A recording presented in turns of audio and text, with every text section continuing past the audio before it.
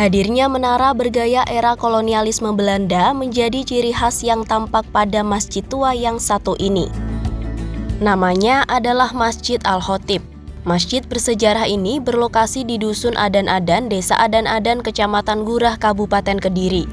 Di atas pintu Masjid Al-Khatib terdapat plakat dengan tulisan berbahasa Belanda. Tulisan itu merujuk pada dokumen pendirian bangunan yang ada sejak tahun 1936. Pendirinya adalah Kiai Khatib, salah satu pemuka agama asal Desa Adan-Adan. Waktu dulu izinnya masih ke pemerintahan Belanda. Nah, itu Kediri itu ceritanya itu jalan kaki, belum ada kendaraan, ya punya kendaraan.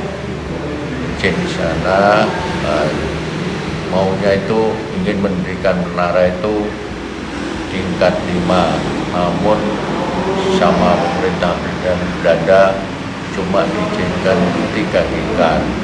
Dan bentuk menara itu segi 6, itu artinya rukun iman yang ke-6. Dan maunya mendirikan tingkat 5 itu mendirikan rukun Islam. Soal orisinalitas, Masjid Al-Khatib sudah mengalami beberapa kali renovasi.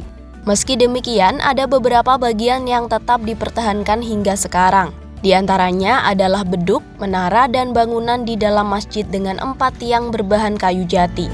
Selain itu, pintu masjid berbentuk kupu tarung juga masih dipertahankan. Sebenarnya ada juga ponten atau tempat wudhu dan MCK yang tetap eksis, hanya saja bangunan ini sudah tidak difungsikan lagi. Beduk itu pernah dijebol sama pemuda rakyat PKI itu. Ya alasannya enggak tahu, ya mungkin kurang senang aja. Ya terus masjid ini ya digunakan untuk kegiatan sholat berjamaah. Kalau ada orang berpergian itu mampir sini. Masjid yang dikenal dengan Masjid Adan-Adan ini juga memiliki dimensi sosial yang tinggi. Letaknya sangat strategis, yakni di sisi utara Jalan Raya Pare Kediri. Selain sebagai tempat ibadah masyarakat sekitar, dari dulu hingga kini masjid ini memang seringkali jadi tempat singgah para pedagang yang lewat ataupun musafir. Kalau kita lihat ke belakang sejarah perkembangan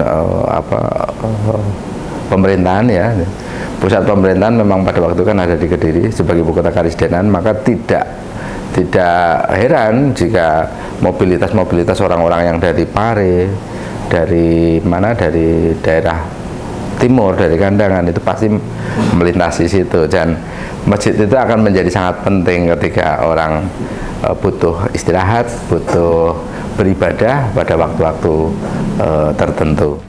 Menjadi satu-satunya masjid besar di Adan-Adan waktu itu, masjid ini dulunya memang lebih difungsikan untuk sholat Jumat. Masjid Al-Khatib saat ini sudah diwakafkan kepada warga setempat dan bisa menampung sekitar 200 jamaah.